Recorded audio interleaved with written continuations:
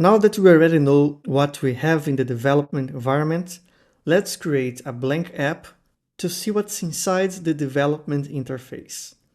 In order to do that, let's go to the Create tab, and here we can choose Blank App.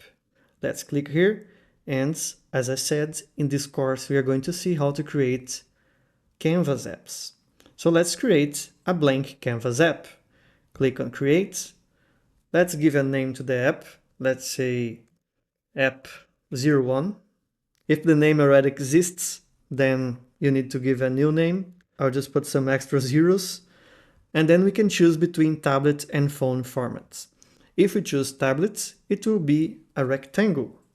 That's more appropriate to bigger screens, such as tablets or computers.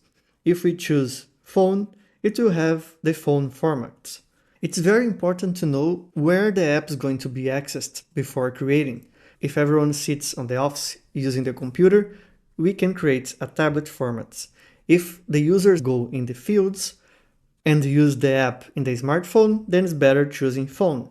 It's always possible to change later, but it's better to choose now because it's more complex adapting everything later.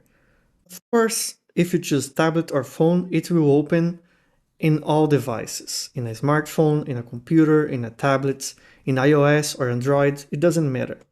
But the formats will be adapted to that device. In this case, I'm going to choose tablets, so we have more space to play with the controls and to learn how they work.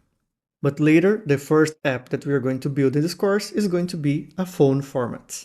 Let's select tablets and now let's click on Create.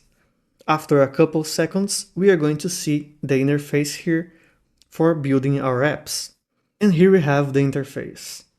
Here in the middle, we can see the Canva. That's this white part that's actually going to be our application.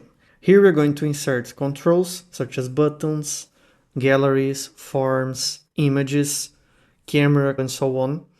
And in the end, what's in here is what's going to be our app. In the next lesson, we are going to start exploring the interface. We are going to take a look at all the command bars that we have in here to understand what they are used for. See you in the next lesson.